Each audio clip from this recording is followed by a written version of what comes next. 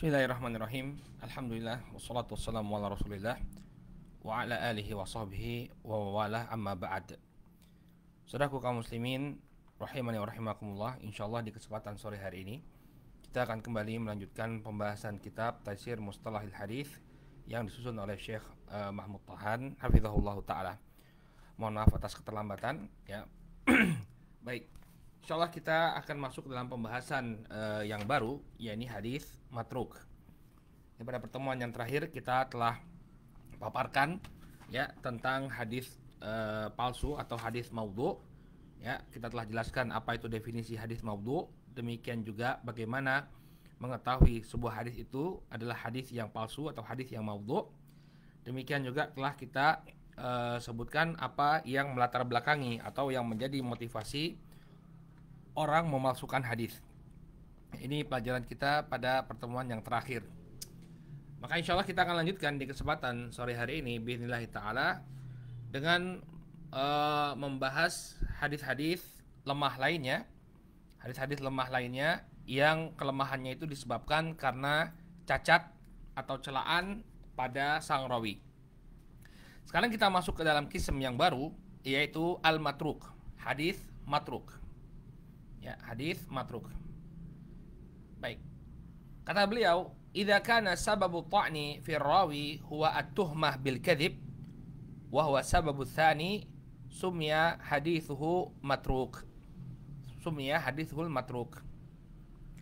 Apabila sebab celaan pada sang rawi yaitu tuduhan berdusta, dan ini merupakan sebab yang kedua, maka disebutlah hadisnya dengan hadis yang matruk. Disebut dengan hadis yang matruk. Apa bedanya dengan hadis maudhu? Kalau maudhu itu dustanya dalam hadis Nabi SAW. Dia berdusta atas Nabi SAW. Kalau matruk, ya dia tidak berdusta atas Nabi SAW, hanya saja di luar penyampaian hadis dia berbohong. Ketahuan kalau orang ini di luar penyampaian hadis dia berdusta. Ya, ini yang membedakan antara hadis maudhu dengan matruk. Kalau maudhu dia berdusta dalam penyampaian hadis. Kalau matruk ya dia berdusta tapi di luar penyampaian hadis. Di luar penyampaian hadis. Baik. Ta'rifu kata beliau, lughatan ismu maf'ul minat tark. Ya, wa tusammil arabu al-baydata ba'da an yakhruja minha al-farhu at-tarikah ay matrukah.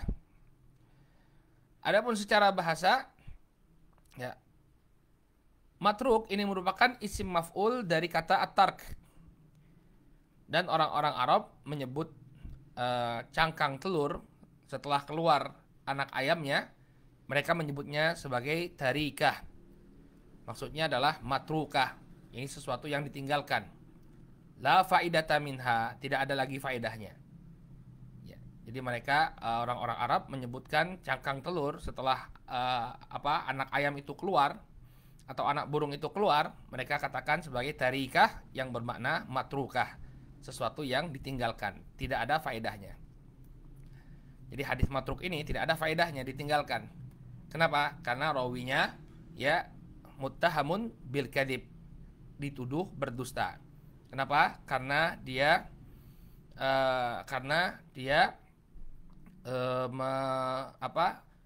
diketahui berdusta pada selain hadis Nabi Shallallahu Alaihi Wasallam. Ini hadis matruk. Ya. Qala istilahan huwal haditsul ladzi fi isnadihi rawin muttahamun bil kadhib. Adapun secara istilah, hadis matruk adalah hadis yang di dalam sanadnya terdapat seorang rawi yang dituduh berdusta. Ya, yang dituduh berdusta. Ya, tertuduh berdusta. Beda dengan hadis maudhu. Kalau hadis maudhu dia ketahuan dia berdusta atas Nabi alaihi salatu wasallam. Kalau matruk ya dia di luar hadis. Sehingga apa? Tertuduh dia. Mendapatkan tuduhan apa? Ada kemungkinan dia juga berdusta atas Nabi alaihi salatu wasallam, walaupun ketahuannya itu apa? Ketahuannya dia berdusta pada yang selain hadis Nabi alaihi salatu wasallam. Taib. Kemudian asbabu ittihamir rawi bil kadhib, sebab tertuduhnya seorang rawi dengan dusta, kata beliau, asbabut tihami rawi bil kadhibi ahadu amrain. Ya. Sebab tertuduhnya seorang rawi dengan dusta adalah salah satu dari dua perkara. Jadi ada dua sebab mengapa seorang rawi itu dituduh berdusta. Yang pertama, ya, alla yurwa dzalikal hadits illa min jihatihi wa yakuna mukhalifan lil qawaidil ma'lumah. Yang pertama, ya, hadis tersebut tidaklah diriwayatkan melainkan dari dia. Ya, jadi hanya dia saja yang meriwayatkan hadis tersebut. Kemudian wa yakuna mukhalifan lil qawaidil ma'lumah. Dan apa yang dia riwayatkan itu menyelisihi kaidah-kaidah agama yang telah diketahui. Ya, ini salah satu ciri apa? Hadis palsu kemarin ya. Isinya menyelisihi kaidah-kaidah yang telah diketahui oleh kaum muslimin. Ternyata ada dia meriwayatkan sebuah hadis dan cuma dia saja yang meriwayatkan ya, hadis tersebut. Kemudian hadis yang dia riwayatkan ya maknanya atau isinya, kontennya menyelisihi kaidah-kaidah yang telah diketahui. Maka rawi yang semacam ini muttahamun bil kadzib, tertuduh berdusta. Ya. Karena kalau misalnya ada yang meriwayatkan kalau misalnya itu suatu hal yang menyelisihi kaidah, harusnya diriwayatkan oleh banyak orang, tapi kok cuma satu orang saja yang meriwayatkan. Maka yang demikian dia tertuduh sebagai apa? Muttahamun bil kadzib, tertuduh berdusta. Kemudian sebab yang kedua, an yu'rafa rawi bil kadzib fi kalamihi al-'adi lakin lam yadhhar minhu al-kadzibu fil haditsin nabawi. Nah, ini sebab yang kedua. Yakni dia diketahui, rawi tersebut diketahui berdusta pada ucapan biasanya. Ya, ucapan kesehariannya dia berdusta. Akan tetapi lam yadhhar minhu al-kadzibu fil haditsin nabawi, akan tetapi tidak ketahuan bahwa dia pernah berdusta dalam menyampaikan hadis nabawi, hadis-hadis Nabi. Ya, jadi apa? Dia hanya dikenal berdusta dalam ucapan biasa, ucapan kesehariannya. Adapun hadis Nabi dia nggak dikenal, dia berdusta ya atas Nabi SAW. Ini yang menjadi perbedaan yang signifikan antara hadis maudhu dengan hadis matruk. Kalau hadis maudhu, ya orang ini ketahuan berdusta atas Nabi SAW. Kalau matruk, dia berdusta di luar penyampaian hadis. Ya, kalau penyampaian hadis nggak ketahuan dia, nggak pernah secara sorohatan dia berdusta, nggak. Tapi apa? Di ucapan biasa, ketika ngobrol dengan orang, dia berbohong. Maka apa? Dia tertuduh apa? Tertuduh berdusta. Ya, jadi hati-hati ya. Sebagai orang yang menyampaikan ilmu agama, ya nggak boleh bohong dia. Nggak boleh bohong, karena ini merupakan jarah yang cukup keras. Ya, jarah yang cukup keras.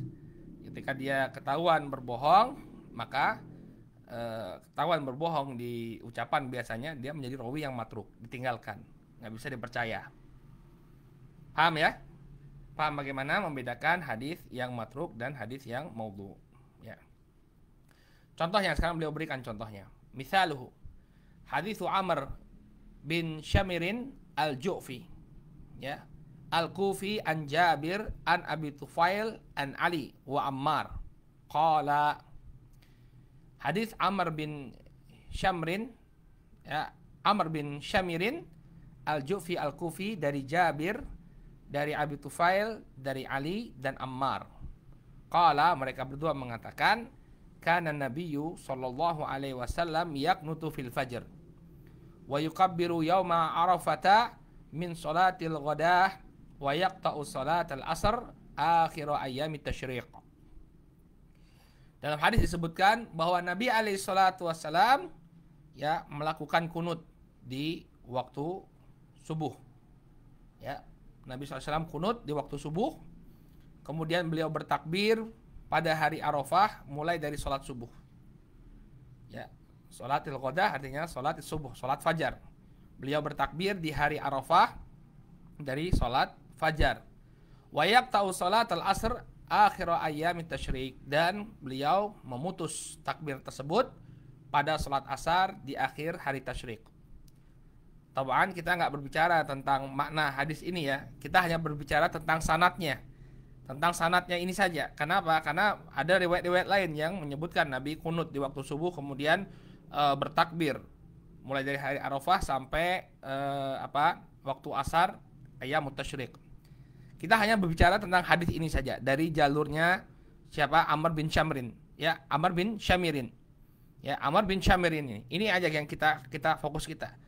Ya, karena hadis kalau makna yang diriwayatkan oleh hadis ini ya sahih ya, maknanya sahih. Nabi kunut di waktu subuh, kemudian juga beliau bertakbir mulai dari pagi hari Arafah sampai asar hari tasyrik yang terakhir. Ini maknanya sahih.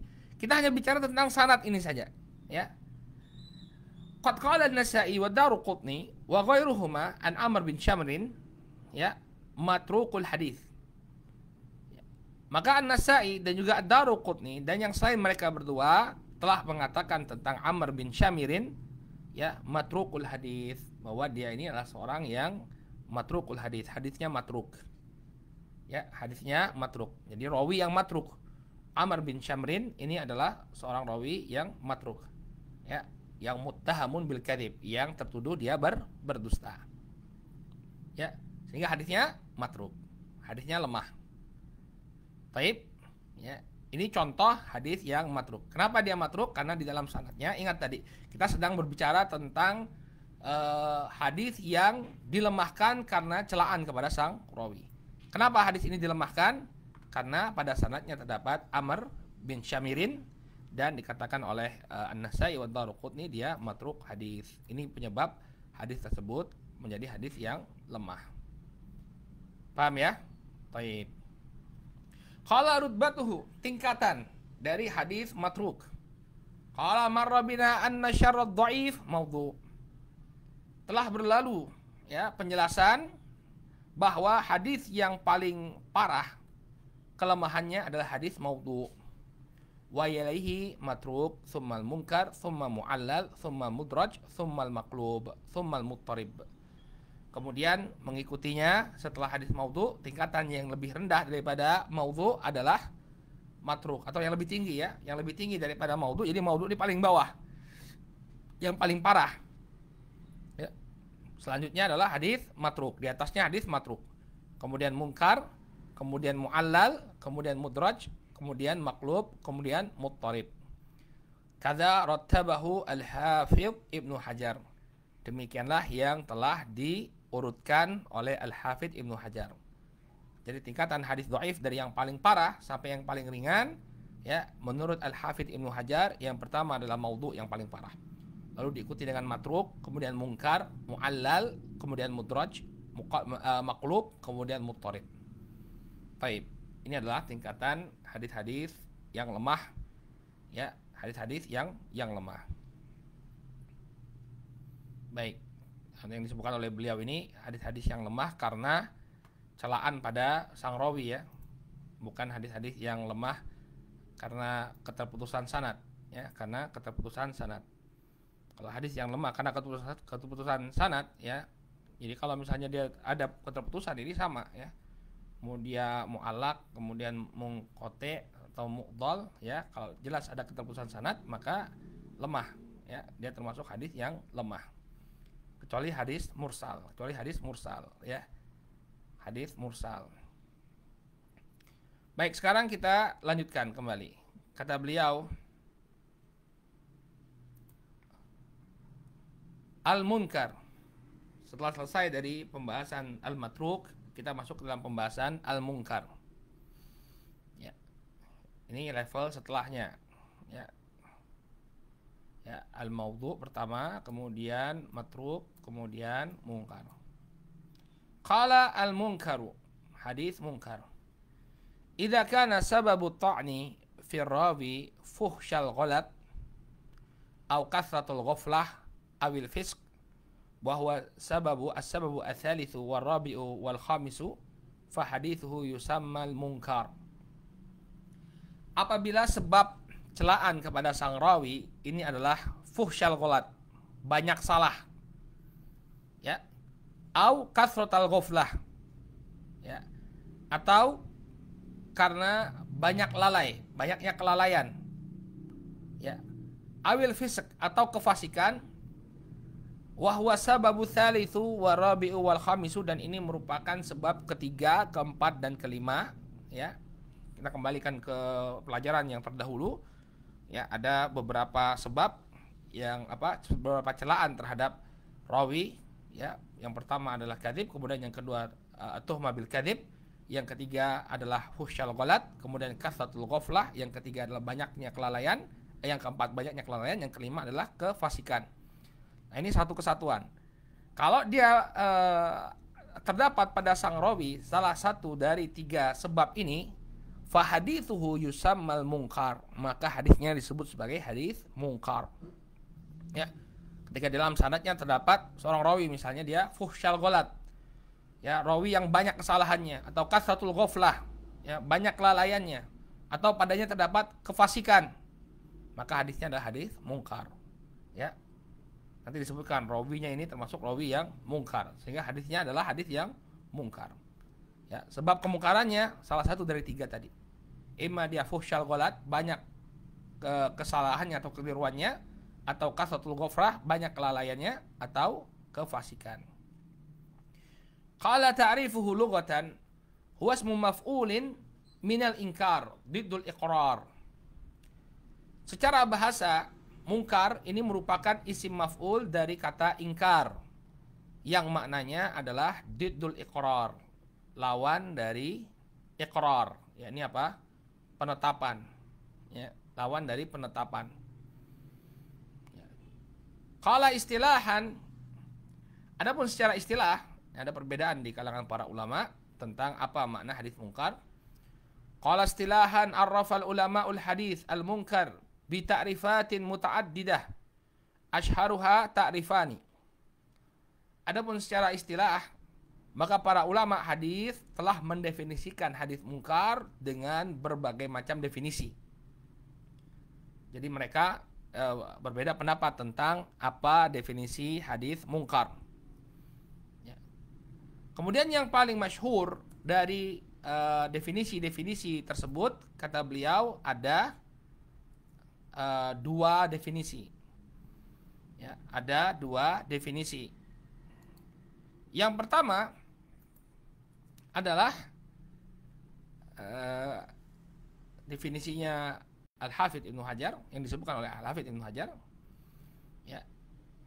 Kata beliau, wa huwa al-haditsul ladzi fi isnadihi rawin fahusha ghaladhu au kathurat ghaflatuhu au dhahara fisquh. Nah, ini yang disebutkan oleh beliau, ya. Yang disebutkan oleh beliau bahwa hadis hadis munkar adalah hadis yang di dalam sanadnya terdapat seorang rawi yang parah kesalahannya. Ketika meriwayatkan, bagaimana kita tahu parah kesalahannya? Ketika dia meriwayatkan banyak menyelisihi riwayat-riwayat lain dari yang sahih, ya, riwayat-riwayat lain yang sahih. Au kathurat ghaflathu, atau banyaknya kelalaian dia. Ini mirip dengan yang pertama, fuhsyal ghalat, ya. Jadi banyak riwayat-riwayatnya tadi yang berbeda dengan riwayat-riwayat rawi yang lebih sahih. Au dhahara fisquh, atau ya tampak sekali kefasikannya.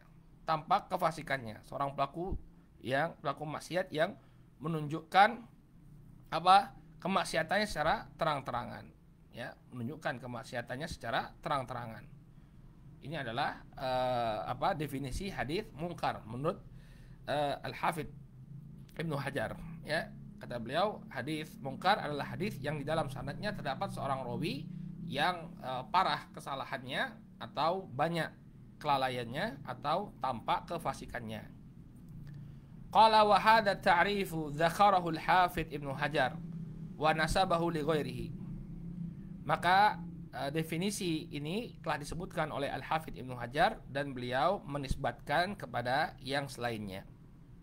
Ya, ini silakan dirujuk kepada An-Nukhbah, ya, merujuk kepada An-Nukhbah dan juga syarahnya.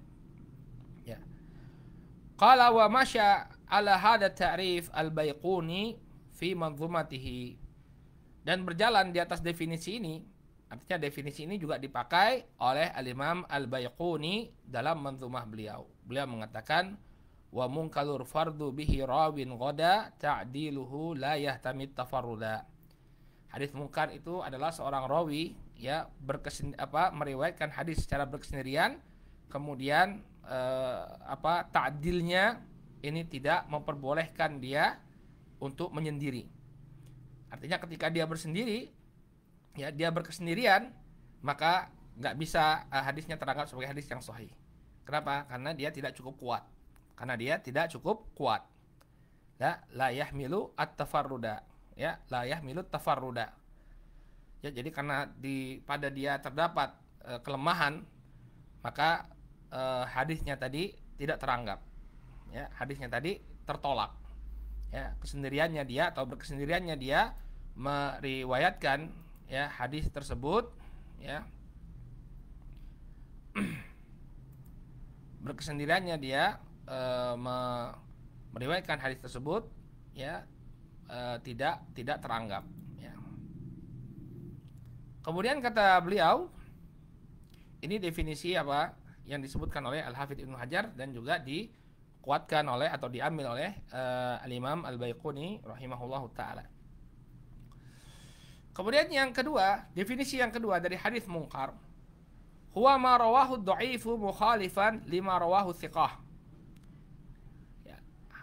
Hadis mungkar, ya, hadis mungkar adalah hadis yang diriwayatkan oleh seorang rawi yang dhaif, seorang rawi yang lemah, dan dia menyelisihi apa yang diriwayatkan oleh rawi-rawi yang thiqah. Apa yang diriwayatkan oleh rawi-rawi yang thiqah. Jadi dia dhaif, dia seorang rawi yang dhaif, tapi apa yang dia riwayatkan itu menyelisihi apa yang diriwayatkan oleh rawi-rawi yang thiqah. Apa beda antara definisi ini dengan definisi yang pertama tadi kita sebutkan? Kalau definisi yang pertama tadi tidak mempersyaratkan dia harus menyelisihi periwayatan rawi yang thiqah. Cukup ada ada ta'an kepada dia, ya, ada celaan kepada sang rawi dengan fuhsyul ghalat atau kasratul ghaflah atau dhahara fisquh, ya, ini cukup hadisnya tertolak tanpa ada penyelisihan mukhalifan lima rawahu thiqah, tanpa harus ada penyelisihan terhadap rawi lain yang lebih thiqah, ya, tanpa mempersyaratkan bahwa yang dia riwayatkan itu menyelisihi rawi-rawi lain yang lebih thiqah, ya. Dan ini yang membedakan definisi yang pertama dengan definisi yang kedua. Kalau definisi yang pertama cukup ada ta'an pada sang rawi tadi, ya, ini sudah mencukupi dia dianggap sebagai hadis mungkar. Adapun pada definisi yang kedua dipersyaratkan bahwa selain ada celaan pada dia, kelemahan pada sang rawi, lalu apa yang dia riwayatkan ini menyelisih riwayat rawi-rawi lain yang lebih thiqah atau rawi-rawi lain yang thiqah. Sekali lagi kita ulang, apa perbedaan antara hadis definisi yang pertama dengan definisi yang kedua?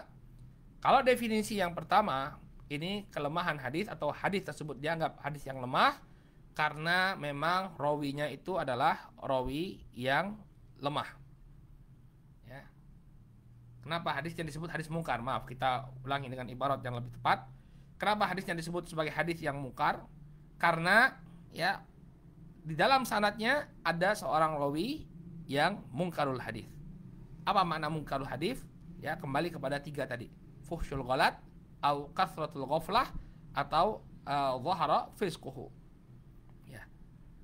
Ini definisi yang pertama. Ada definisi yang kedua, ada tambahan lagi. Selain dia itu memang cacat rawinya, ada rawi yang cacat di dalam sanadnya, apa yang dia riwayatkan menyelisihi riwayat rawi yang thiqah.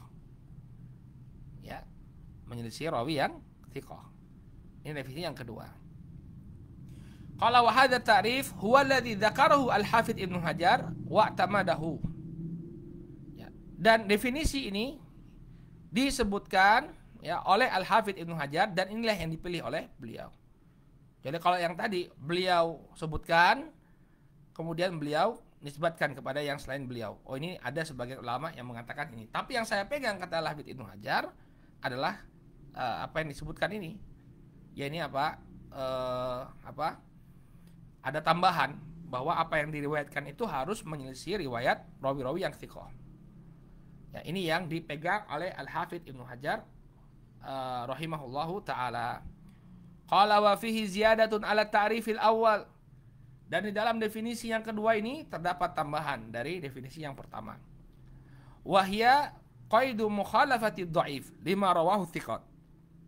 Yaitu dikaitkannya dengan penyelisihan rawi yang dhaif tersebut dengan apa yang diriwayatkan oleh rawi yang thiqah.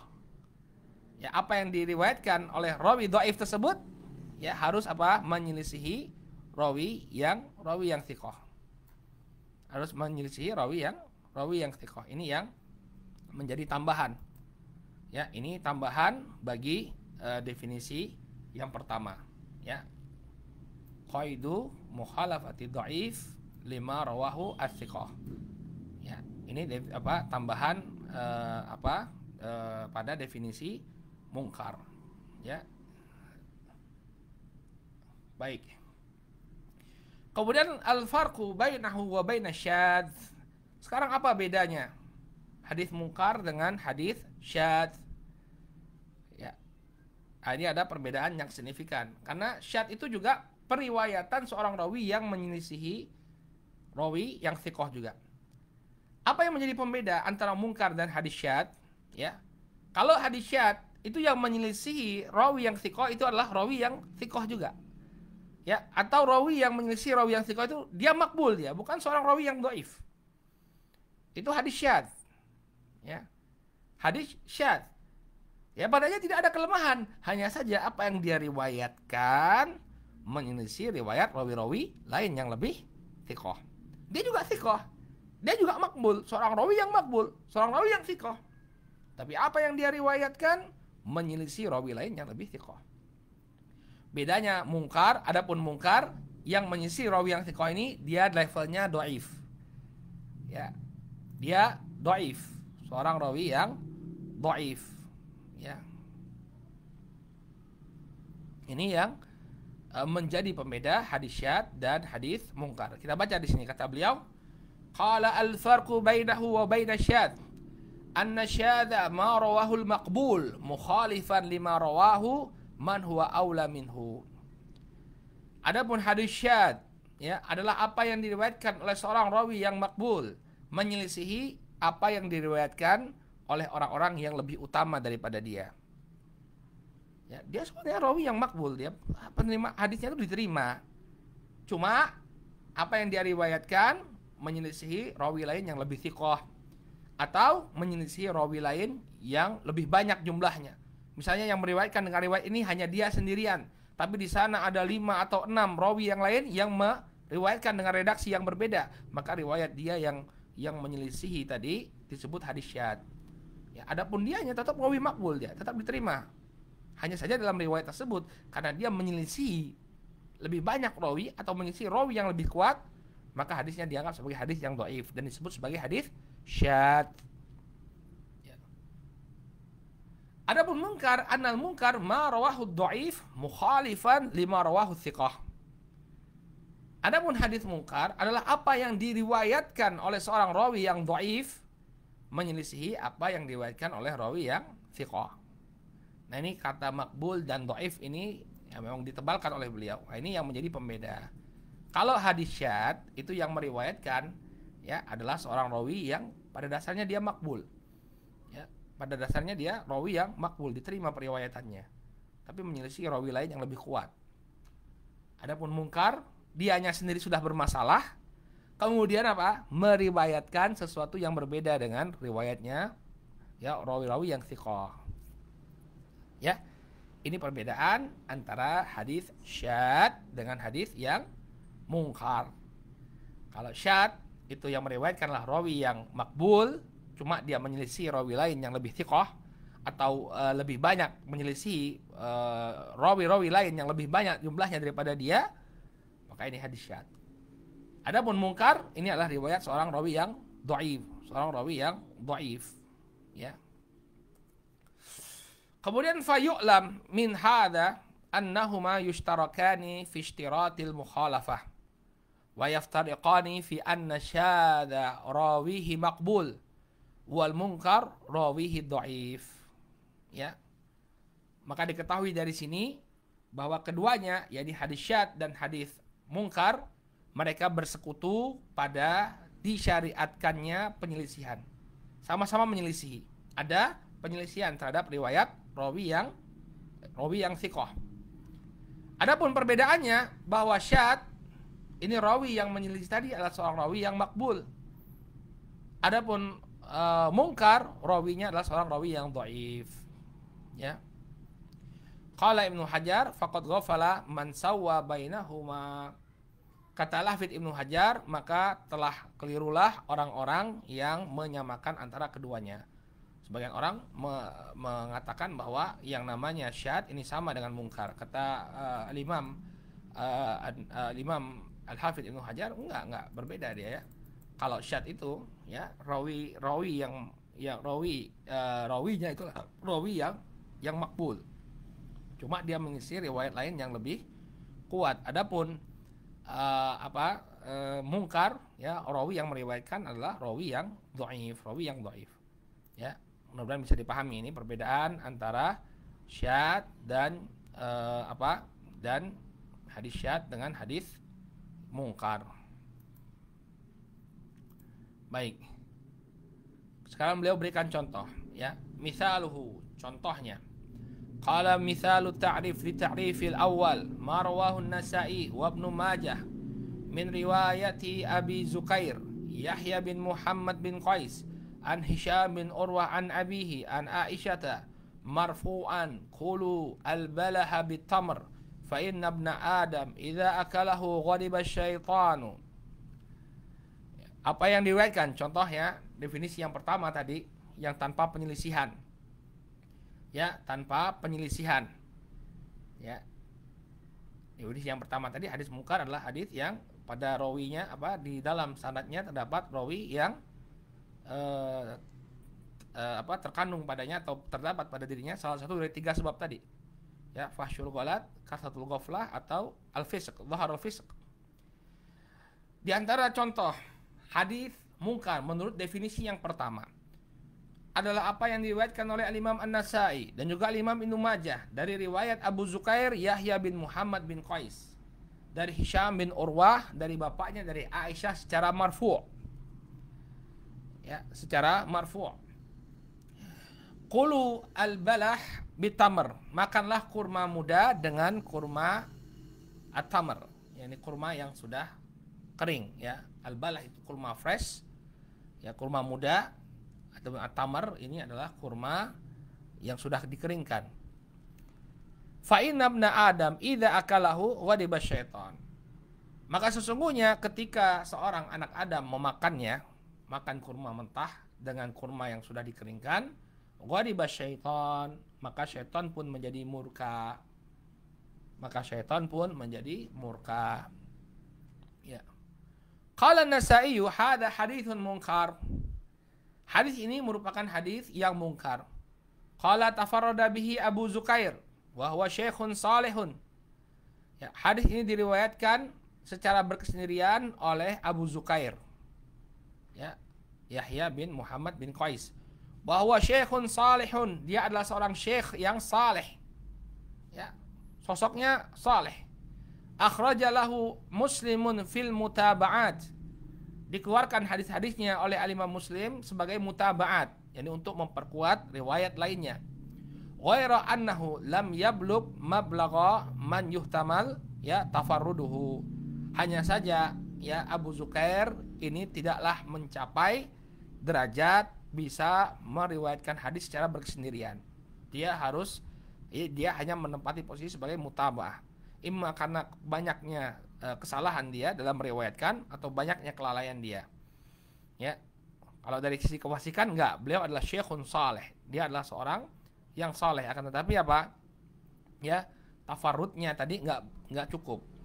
Kalau dia meriwayatkan sebuah hadis secara bersendirian, ya, ini enggak cukup karena dia adalah rawi yang lemah. Ya. Ini kalau kita terapkan definisi yang pertama, maka ini termasuk hadis yang mungkar. Qala mithalu li ta'rif tsani. Kemudian contoh dari definisi yang kedua. Apa beda definisi yang pertama dengan definisi yang kedua? Yaitu kalau definisi yang kedua ada tambahan, dia harus menyelisihi rawi yang thiqah. Riwayat tadi dihukumi sebagai mungkar ketika ada penyelisihan kepada riwayat yang thiqah.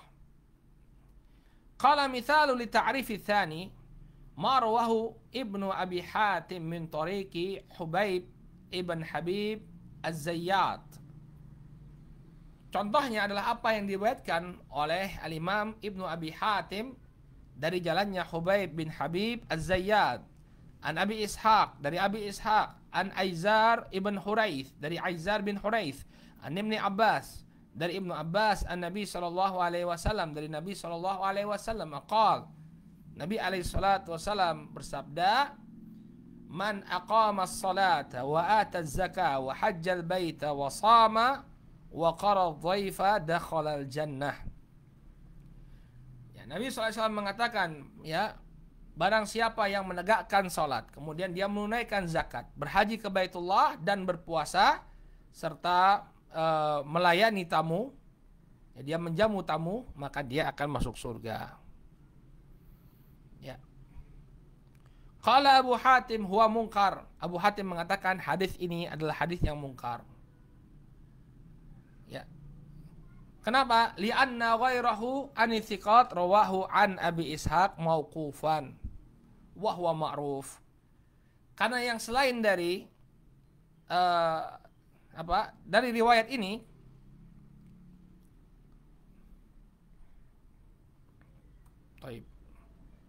riwayat siapa ini tadi? Hubaib, Hubaib. Karena selain riwayatnya Hubaib, ini yang jadi permasalahan, rawi yang bernama Hubaib bin Habib Az-Zayyat. Karena selain dari Hubaib bin Habib Az-Zayyat, ini meriwayatkannya hanya mauquf sampai Ibnu Abbas. Jadi Hubaib ini meriwayatkannya sampai Rasulullah SAW, marfu'. Tapi riwayat yang lain, ini menunjukkan bahwa hadis tersebut hanya sampai kepada Ibnu Abbas. Dan Hubaib ini seorang rawi yang dhaif, Sehingga seorang dhaif menyelisihi riwayat rawi yang sahih, rawi yang thiqat, maka dia dianggap sebagai hadis yang mungkar. Qala Abu Hatim wa huwa munkar li'anna ghairahu min ats-thiqat rawahu an Abi Ishaq mauqufan. Maka hadis ini adalah hadis yang mungkar karena yang selain Hubaib meriwayatkan hadis ini dari jalannya Abu Ishaq secara mauquf saja. Wa huwa ma'ruf, dan yang diriwayatkan oleh rawi-rawi yang thiqah inilah yang kita sebut sebagai hadis yang ma'ruf, yakni lawan dari mungkar. Yang benernya. Al-ma'ruf itu artinya yang benarnya. Lawan dari mungkar. Kalau mungkar ini riwayat yang bercanggah atau berselisih dengan hadis yang ma'ruf tadi. Ini contoh hadis mungkar menurut definisi yang kedua. Bahwa Hubaib bin Habib Az-Zayyat ini dia sudah lemah, kemudian mengisi riwayat lain yang lebih thiqah. Bukan yang lebih thiqah, riwayat yang thiqah. Qala rutbatuhu. Qala yatabayyanu min ta'rifail al-munkar madhkurain anifan anna al-munkara min anwa'id dha'if jiddan. Telah jelas dari dua definisi mungkar yang telah kita sebutkan baru saja bahwa mungkar ini termasuk jenis yang sangat lemah, jenis hadis yang sangat lemah, ad-dhaif jiddan. Kenapa? Li'annahu imma rawiyatud dhaif mausufin bi fuhsyil ghalat aw kathratil ghafla aw fisq, wa imma rawihi dhaif dhaifin mukhalifin fi riwayatihi tilka li riwayati thiqah.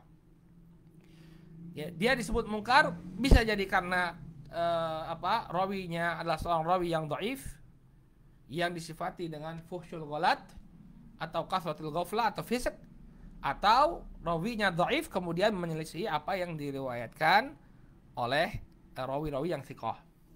Wa kilal qismaini fihi dha'fun syadid, dan pada kedua jenis ini ada kelemahan yang sangat parah. Lidzalika marra bina fil bahthil matruk annal munkar ya'ti fi syiddati dha'fi ba'da martabatil matruk. Oleh karena itu ya telah berlalu ya pembahasan matruk, pada pembahasan matruk bahwa hadis mungkar ini disebutkan ya paling parah kelemahannya setelah martabat, setelah tingkatan hadis matruk ya. Jadi setelah maudhu, matruk, kemudian mungkar, karena kelemahan yang sangat parah terjadi pada hadis mungkar ini.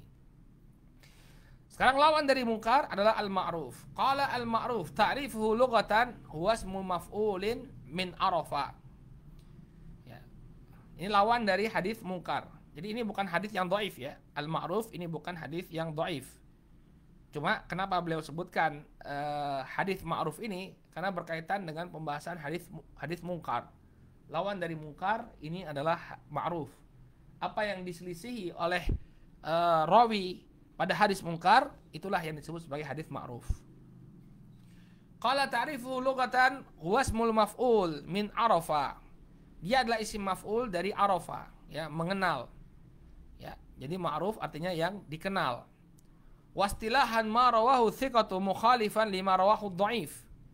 Adapun secara istilah, hadis ma'ruf adalah hadis yang diriwayatkan oleh rawi yang thiqah yang menyelisihi rawi-rawi yang lemah.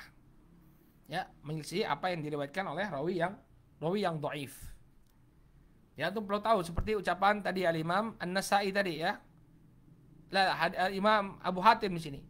Ya, kata beliau ini mungkar, hadis ini adalah hadis mungkar karena rawi-rawi yang thiqah selain beliau meriwayatkannya dari Abu Ishaq secara mauquf. Wa huwa ma'ruf, dan inilah yang ma'ruf. Artinya inilah yang benar. Ya, adapun yang diriwayatkan oleh Hubaib bin Habib tadi adalah mungkar. Dia menyelisihi riwayat rawi-rawi yang lebih thiqah atau rawi-rawi yang thiqah. Qala fahuwa bihadzal ma'na muqabilun lil munkar. Maka dengan definisi ini dia merupakan lawan dari mungkar. Atau bi ta'biri adaq huwa muqabilun li ta'rifil munkar alladhi i'tamadahu al-Hafidz Ibnu Hajar. Atau dengan makna atau dengan definisi yang lebih mendalam, ya, dia adalah lawan dari hadis mungkar sebagaimana yang dipegang oleh Al-Hafidz Ibnu Hajar. Ya. Karena kalau kita bilang sebagai lawan hadis mungkar saja, ingat mungkar tadi ada dua definisi ulama. Yang pertama hanya mempersyaratkan kelemahan pada sanadnya, ya. Yang kedua ada tambahan menyelisihi riwayat lain yang diriwayatkan oleh rawi-rawi yang thiqah. Maka kita katakan bahwa hadis ma'ruf ini merupakan lawan dari hadis mungkar menurut definisi yang dipegang oleh Al-Hafidz Ibnu Hajar, di mana definisi tersebut mempersyaratkan padanya adanya penyelisihan kepada riwayat yang thiqah, riwayat rawi yang thiqah. Baik. Qala amma mithaluhu fa huwa al-mithalu tsani alladhi marra fi naw'il munkar. Adapun contohnya, contoh hadis yang ma'ruf adalah contoh yang ada pada definisi yang kedua, contoh yang kedua pada hadis mungkar. Yaitu hadis man aqamas shalah wa ataz zakah wa hajjal bait wa shama wa qara dhaif dakhala al-jannah. Yaitu hadis riwayat ya, barang siapa yang menegakkan salat, menunaikan zakat, kemudian dia haji ke Baitullah dan dia berpuasa serta memuliakan tamu, maka dia masuk surga. Lakin min tariq as-thiqat alladzina rawawhu mauqufan ala Ibnu Abbas. Sama hadisnya, tapi riwayatnya adalah riwayat dari jalan rawi-rawi yang thiqat yang diriwayatkan secara mauquf sampai Ibnu Abbas. Jadi yang mungkar itu adalah yang marfu sampai kepada Rasulullah. Ini mungkar. Adapun yang ma'rufnya adalah yang mauquf hanya sampai kepada Abdullah Ibnu Abbas. Ai annahu min kalam Ibnu Abbas wa laysa min kalamin Nabi. Justru yang sahihnya, yang ma'rufnya bahwa riwayat ini merupakan ucapannya Ibnu Abbas, bukan ucapannya Nabi alaihi salatu wassalam. Wa huwa aksu riwayati Hubaib alladzi rawahu marfu'an, dan ini berlawanan dengan apa yang diriwayatkan oleh Hubaib di mana Hubaib meriwayatkannya marfu sampai kepada Nabi sallallahu alaihi wasallam. Qala li anna Ibnu Abi Hatim qala ba'da an saqa hadits Hubaib al-marfu' huwa munkarun li anna ghairahu min ats-thiqat rawahu an Abi Ishaq mauqufan wa huwa ma'ruf. Karena Ibnu Abi Hatim mengatakan setelah beliau menyampaikan hadits Hubaib yang marfu tadi, beliau mengatakan riwayatnya Hubaib ini mungkar. Dimana? Kenapa? Karena yang selainnya, ya rawi-rawi yang thiqat selainnya meriwayatkan dari Abu Ishaq secara mauquf, hanya sampai pada Ibnu Abbas. Wahwa ma'ruf, maka riwayat yang thiqah inilah yang ma'ruf, inilah yang kita ambil. Adapun riwayatnya Hubaib ibn Habib tadi, ya riwayatnya adalah riwayat yang mungkar. Kenapa? Karena dia menyelisihi riwayat rawi yang thiqah. Ya, baik. Ini hadis marfu, tapi bukan termasuk hadis yang lemah ya. Hanya saja beliau sebutkan hadis yang ma'ruf ini karena berkaitan dengan hadis mungkar. Mungkar itu lawannya ma'ruf. Ya, kalau mungkar tadi ada riwayat satu orang rawi dia menyelisih rawi yang thiqah. Adapun riwayat rawi yang thiqah yang diselisih yang merupakan lawan dari mungkar ini disebut sebagai ma'ruf. Wallahu taala a'lam. Baik, kita cukupkan dulu sampai di sini. Insyaallah pada pertemuan yang akan datang kita akan masuk ke dalam pembahasan hadis yang syadz. Hadis yang syadz dan hadis yang mu'allal. Nah, ini asik nih ya.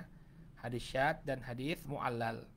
Ya, syadz itu telah kita sebutkan tadi definisinya. Cuma ini untuk membahasnya sampai selesai saya kira butuh waktu yang lebih banyak. Ya, kita cukupkan dulu sampai di sini. Insyaallah pertemuan yang akan datang kita akan laksanakan pada Jumat sore biiznillah taala. Ya, nakif ilahuna subhanakallahumma wa bihamdika asyhadu an la ilaha illa anta astaghfiruka wa atubu ilaik. Assalamualaikum warahmatullahi wabarakatuh.